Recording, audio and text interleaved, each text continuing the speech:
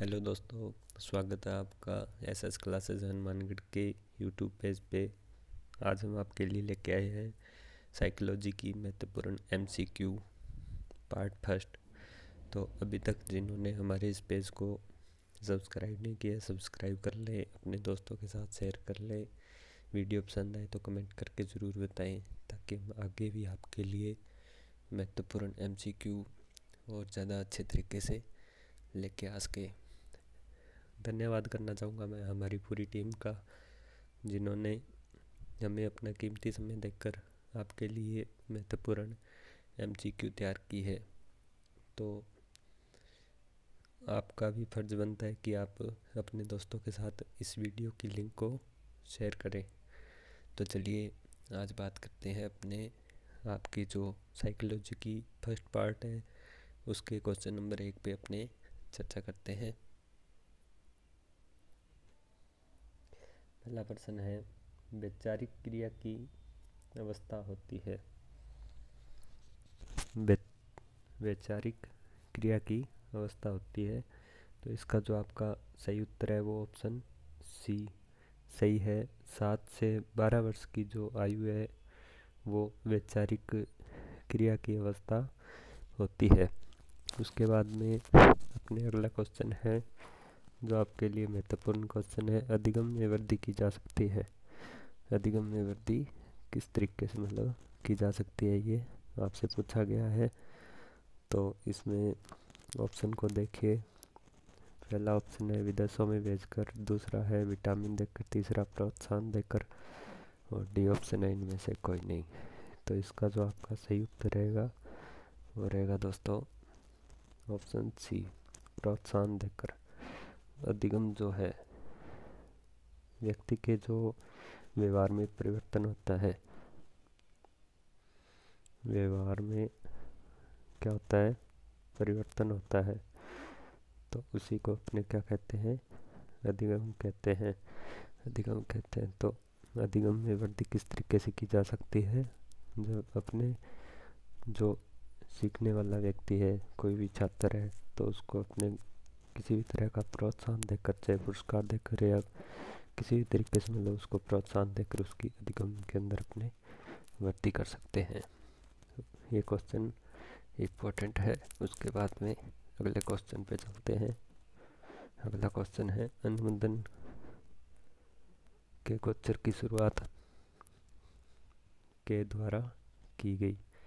अनुबंधन के गोचर की शुरुआत किसके द्वारा की गई। तो इसका जो आपका सही उत्तर है वो है ऑप्शन द पावलोव। पावलोव के द्वारा जो है वो अनुबंधन के गोचर की शुरुआत की गई थी। पीछे परीक्षा के अंदर भी से पूछा जा चुका है। ये क्वेश्चन भी आपके लिए इम्पोर्टेंट है, रीड वालों के लिए। उसके बाद में आपका अगला क्वेश्चन है, अधिगम का संबंध प्रतिक्रिया का सिद्धांत निम्न में से किसने दिया। क्वेश्चन को आप देखोगे तो आपको लगेगा कि ये बिल्कुल इजी है, मगर इसी के अंदर जो विद्यार्थी है वो मार खा जाते हैं। अधिगम का संबंध प्रतिक्रिया का सिद्धांत। अधिगम का संबंध प्रतिक्रिया का सिद्धांत किसने प्रतिपादित किया, जो सिद्धांत दिया किसने दिया है। तो ये अधिगम प्रतिक्रिया का जो सिद्धांत है वो पावलोव के द्वारा दिया गया। उसके बाद में आपका अगला प्रश्न है, कबीर के दोहे याद करने के बाद भी एक बालक की रहीम के दोहे याद करने की शक्ति में सुधार नहीं होने पर निम्न में से कौन सा प्रमुख कारण है। इसका जो आपका उत्तर है वो ऑप्शन सी सही है, शून्य स्थानांतरण। क्योंकि बच्चा कबीर का दुआ तो याद कर रहा है मगर उसे रहीम का दुआ याद नहीं हो रहा, तो ये इसका आपका सी उत्तर है वो सही हो जाएगा। और ये क्वेश्चन रीड के लिए इम्पोर्टेंट है। उसके बाद में अगला क्वेश्चन है,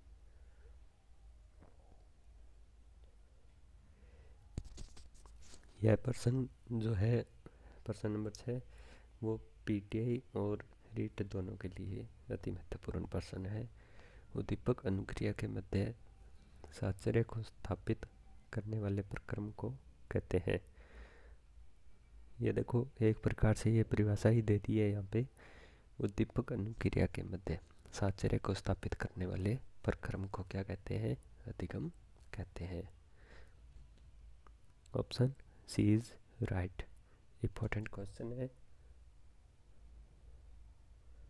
इसके बाद में अगला क्वेश्चन है,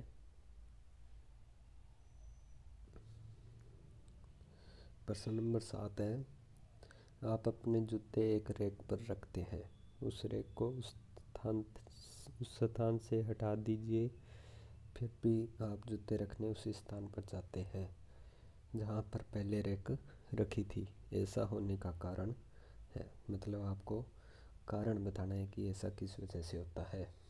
तो इसका जो आपका सही उत्तर है वो ऑप्शन सी सही है। अनुबंधन के कारण जो है वो व्यक्ति उस स्थान पर जाता है जहाँ वो पहले कोई क्रिया करता हो। तो ये क्वेश्चन रीट के लिए इम्पोर्टेंट है, ओनली फॉर रीट। उसके बाद में अगला क्वेश्चन है क्वेश्चन नंबर 8। पावलोव के प्रयोग में भोजन को अनुबंधन की भाषा में क्या कहा है?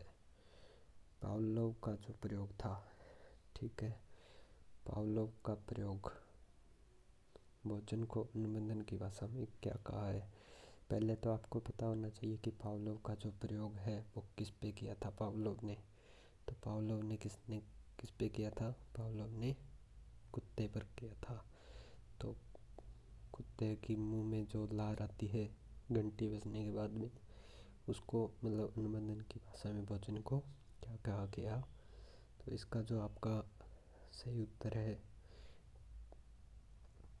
अनानुबंधित उद्दीपक, ऑप्शन नंबर बी ऑप्शन आपका सही है। अनानुबंधित उद्दीपक क्या है? भोजन है। किसमें? अनुबंधन की भाषा में। ये क्वेश्चन पीटीआई के लिए इम्पोर्टेंट है, पीछे भी ये पूछा जा चुका है। उसके बाद में अगला क्वेश्चन है आज का, 1904 में पावलोव को नोबेल पुरस्कार किस क्षेत्र में दिया गया? इस चीज़ को थोड़ा सा ध्यान में रखने वाला है। विद्यार्थी अक्सर गलती कर जाता है कि मतलब अपने मनोविज्ञान पढ़ रहे हैं, ठीक है, तो इसमें डायरेक्ट पूछा भी ये गया कि पावलोव को नोबेल पुरस्कार किस क्षेत्र में दिया गया, और एग्जामिनर इतना चालाक होता है वो पहला ऑप्शन ही गलत देता है।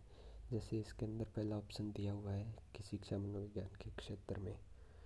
अपनी शिक्षा मनोविज्ञान के अंदर पावलोव का प्रयोग पढ़ा था, मगर इस तरीके से नहीं करना है। पावलोव जो है वो एक चिकित्सा शास्त्री थे, तो उनको जो है वो शिक्षा के क्षेत्र में नोबेल पुरस्कार इनके प्रयोग के कारण दिया गया था। Very very important. आपको डिस्क्रिप्शन में लिंक दी जाएगी, उसको ज्वाइन करके आप मतलब ये पीडीएफ प्राप्त कर सकते हो, जिसने ये पीडीएफ प्राप्त नहीं किए है। उसके बाद में अगला क्वेश्चन है, पावलोव के शास्त्रीय अनुबंधन में किस किस को शामिल किया गया था? मतलब क्या चीज़ थी? पावलोव के जो शास्त्रीय अनुबंधन था उसमें पहले भोजन दिया गया था, उसके बाद में घंटी, पहले ध्वनि उसके बाद भोजन, ध्वनि और भोजन साथ साथ। मतलब आपको पता होना चाहिए कि इसके अंदर उसने क्या किया था। तो अपने को पता है कि पहले उसने क्या बजाई थी? घंटी बजाई थी, उसके बाद में उसने भोजन प्रस्तुत किया था। तो इसमें जो है बी ऑप्शन सही है। जो ऑप्शन होते हैं ना जीके वगैरह के अंदर, तो फिर भी बच्चा सारे ऑप्शन नहीं पढ़े तो भी चल जाता है, मगर साइकोलॉजी और फिजिकल एजुकेशन ऐसी चीज़ है उसमें सारे ऑप्शन पढ़ने ज़रूरी होते हैं। तो इसमें जो है आपका बी ऑप्शन सही है। और पीछे जब ये एग्ज़ाम के अंदर क्वेश्चन आया था तो बच्चों ने इसके अंदर मतलब ये ऑप्शन किया था जो बच्चों का गलत हुआ था। तो ये क्वेश्चन इम्पोर्टेंट लगा लें। उसके बाद में अगला क्वेश्चन है, अधिगम का सूचना प्रक्रियाकरण सिद्धांत किसने दिया? अधिगम का सूचना प्रक्रियाकरण सिद्धांत किसने दिया? ऑप्शन सी, मिलर के द्वारा अधिगम का सूचना प्रक्रियाकरण सिद्धांत दिया गया। उसके बाद में अगला क्वेश्चन है, शिक्षा एक त्रिमुखी प्रक्रिया है, कथन है।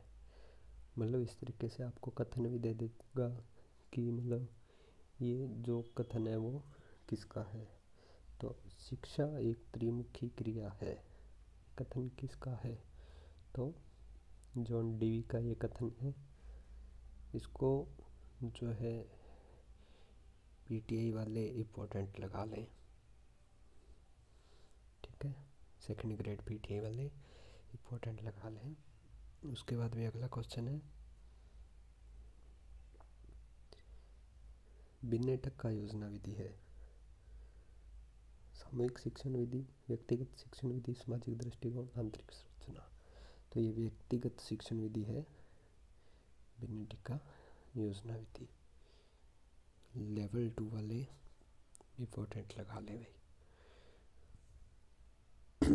उसके बाद में अगला क्वेश्चन है आपका, बालक को सीखने के लिए सर्वाधिक उत्तम मनोविज्ञान अध्ययन विधि है। बालक को सिखाना है तो बालक को प्रयोग के द्वारा मतलब नहीं सीख सकता। शिक्षात्मक विधि तो बालक कर ही नहीं सकता। प्रश्नावली प्रश्न बच्चा कब करेगा? जब वो सीख जाएगा। तो मतलब बच्चा कुछ भी कर रहा है तो उसका अपने को निरीक्षण करना पड़ेगा। तो ये निरीक्षण विधि उसके लिए इम्पोर्टेंट है। ये क्वेश्चन इम्पोर्टेंट है L1 और L2 दोनों के लिए। उसके बाद में अगला क्वेश्चन है आपका, संप्रेषण से आशय है। संप्रेषण क्या है? संप्रेषण का मतलब है विचारों का आदान प्रदान करना। उसके बाद में है, बालकों में विकास की अवस्था, बालकों में विकास की अवस्था का सबसे कठिन काल के रूप में किसे जाना जाता है? विकास की सबसे कठिन काल के रूप में किस अवस्था को जाना जाता है? तो ये किशोरावस्था को जाना जाता है।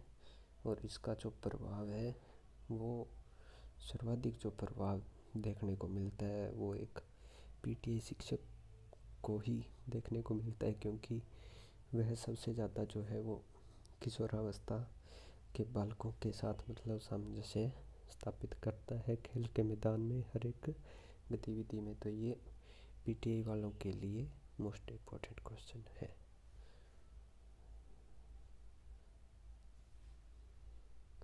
उसके बाद में अगला क्वेश्चन है अपना, निम्न में से जो घटक खेलों को प्रभावित करता है, खेलों को प्रभावित करने वाला घटक है, तो आपको पता है कि किसके लिए होगा? पीटीआई के लिए होगा। खेल की भावना। गुरुजी स्कूल में बोलते हैं कि बेटा खेल की भावना से खेला करो। खेल की भावना इम्पोर्टेंट। संवेग का शाब्दिक अर्थ। संवेग का शाब्दिक अर्थ क्या है? रीट वालों L1 के लिए इम्पोर्टेंट है ये। उत्तेजना में भावों में उथल पुथल होना क्या है? संवेग है। संवेग। क्रोध, ईर्ष्या, इस तरीके मतलब जो है गुस्सा, ये जो है वो संवेग है। उत्तेजना है, बाहों में उथल पुथल होना। उसके बाद में अगला क्वेश्चन है, अतिरिक्त शक्ति का सिद्धांत है। अतिरिक्त शक्ति का सिद्धांत, ये फिर से पीटीआई वालों के लिए एक महत्वपूर्ण क्वेश्चन आ चुका है। पीछे भी ये एग्ज़ाम में आ चुका है। इनमें से कोई नहीं है, मतलब इसका जो आपको ऑप्शन में मिल सकता है खेल से संबंधित ये है, ठीक है। ये क्वेश्चन मैंने टेस्ट के अंदर भी डाला था, मगर बच्चों ने इसको गलत किया था। बच्चों ने इसका बुद्धि से भी कर रखा है और पढ़ने से भी कर रखा है, जो ये दोनों गलत है। इसको केवल पीटीआई वाले इंपॉर्टेंट लगा लें। उसके बाद में अगला क्वेश्चन है, निम्नलिखित में से खेल पर आधारित विधि है। खेल पर आधारित विधि, खेल पर आधारित विधि बतानी है। आ जाओ भाई प्यारे शेर शेरनियों, पीटीआई वालों आ जाओ। खेल पर आधारित विधि बतानी है, कौन सी है? किंडरगार्टन। पीछे लगातार 2 बार पेपर में आ चुका है, ठीक है, इम्पोर्टेंट है। उसके बाद में अगला क्वेश्चन है,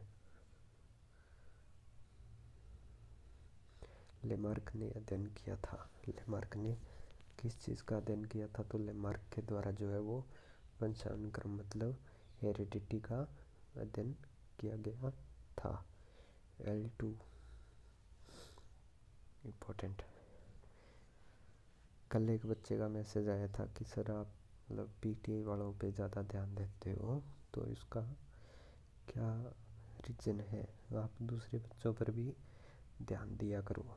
तो मैंने बोला कि सर कोई बात नहीं है, ध्यान हम सभी बच्चों पे एक समान देते हैं, मगर जो हमारा कोई भी टीचर है उसका जो लगाव होता है वो एक अलग क्लास होती है उसके साथ ही होता है। तो हमारे जो पीटीआई का बैच होता है उसके अंदर हम ज़्यादा फोकस इसलिए देते हैं क्योंकि बाकी भर्ती तो हर साल या 1 या 2 साल के बाद में आ जाती है, मगर इनकी भर्ती जब भी आती है तो लगभग 5 से 7 साल बाद में आती है, तो इसलिए इन पे ज़्यादा फोकस देते हैं। ये मेरा उत्तर था उसके लिए। तो वो बोला सर ऐसा थोड़ा ना होता है। तो अब आप ही बता दीजिए कि इस तरीके से मतलब किन बच्चों पे ज़्यादा फोकस देना चाहिए। उसके बाद में है क्वेश्चन अपना, पुनरावृत्ति का सिद्धांत किसने दिया था? पुनरावृत्ति का सिद्धांत स्टैनले हॉल के द्वारा दिया गया था। रीड बोथ लेवल छप गया। 4 से 5 दिन आपकी परीक्षा होनी है, ये क्वेश्चन आपको छपा हुआ मिलेगा। अगला क्वेश्चन फिर से पीटीआई के लिए, खेल के माध्यम से खेल के माध्यम से संवेगात्मक तनाव व द्वंद्व निकल जाने का सिद्धांत कहलाता है। मनोरंजन का सिद्धांत। अभी भी 1-2 बच्चों से मेरे को उम्मीद है कि उनकी मतलब जो है जिज्ञासा पूछने की, वो यही पूछेंगे कि सर आप मतलब पीटीआई जी के पीछे इतने क्यों पड़े हो। ये भी पीटीआई के लिए इम्पोर्टेंट है। संवेगात्मक तनाव है द्वंद्व निकल जाने का सिद्धांत कहलाता है। तो मनोरंजन का सिद्धांत, मनोरंजन अर्थात रिक्रिएशन, ठीक है। उसके बाद में ये क्वेश्चन आपके लिए इम्पोर्टेंट हो गया। उसके बाद में अगला क्वेश्चन है, निम्नांकित अवस्था में प्राय बालकों का आकर्षण समलिंगी के प्रति होता है। मतलब एक ही ग्रुप के बच्चों के प्रति होता है, तो वो बाल्यावस्था इम्पोर्टेंट है तीनों क्लासों के लिए, पीटीआई रीट के लिए, दोनों के लिए, ठीक है। उसके बाद में अगला क्वेश्चन है आपका, बालक की अभिवृद्धि जैव के नियमों के अनुसार होती है, कथन किसका है? ये देखो भी फिर से परिभाषा पूछ ली गई है। क्रॉकमैन ने परिभाषा दी थी, बालक की अभिवृद्धि जैव के नियमों के अनुसार होती है, कथन किसका है? L2। उसके बाद में है प्राकृतिक चयन का सिद्धांत है। प्राकृतिक चयन का सिद्धांत किसका है? तो ये डार्विन का है। Important L1। उसके बाद में अब शिक्षा हो गई है, ये तो आपको भी पता है कि शिक्षा जो है वो बाल केंद्रित हो गई है। डी ऑप्शन सही है। पीटीआई L1 के लिए इम्पोर्टेंट है। उसके बाद अगला, आत्मगौरव की भावना सर्वाधिक किसमें पाई जाती है? तो 13 से 19 वर्ष का जो ग्रुप होता है उसके अंदर आत्मगौरव की भावना जो है वो सर्वाधिक पाई जाती है। L2 PTI. उसके बाद में आपका अगला है, उत्तर बाल्यावस्था का समय कब होता है? उत्तर बाल्यावस्था का समय कब होता है? तो 6 से 12 वर्ष तक जो है वो उत्तर बाल्यावस्था होती है। उसके बाद में आज का अंतिम क्वेश्चन जो है वो, किशोरावस्था की प्रमुख विशेषता नहीं है। किशोरावस्था की प्रमुख विशेषता नहीं है। तो दोस्तों आप ये ध्यान रखना कि इस तरीके से मतलब जो क्वेश्चन आए उसको घबराना नहीं है, ध्यान से पढ़ना कि उसने क्या पूछा है। इसने पूछा है विशेषता नहीं है, बच्चा क्या पढ़ेगा, उसको लगेगा कि कल्पना की बहुलता होती है किशोरावस्था में और वो कर देगा। पीछे भी ये क्वेश्चन गलत कर चुके हैं, 90% जो विद्यार्थी है वो गलत करके आए हैं। तो इसका जो सही उत्तर है वो ऑप्शन बी, संग्रह की प्रवृत्ति जो है वो किशोरावस्था की विशेषता नहीं है। ये तीनों क्लासों के लिए महत्वपूर्ण है। तो अभी तक जिन्होंने हमारे इस पेज को सब्सक्राइब नहीं किया, सब्सक्राइब कर लें, अपने दोस्तों के साथ शेयर कर लें। और आपको एक लिंक बता देते हैं, अगर आपको पीडीएफ चाहिए तो आप वो लिंक पर जाकर और पीडीएफ प्राप्त कर सकते हो। ये इस तरीके से कुछ टेलीग्राम का होता है। उसके बाद में इस तरीके से बीच में स्पेस नहीं देना है।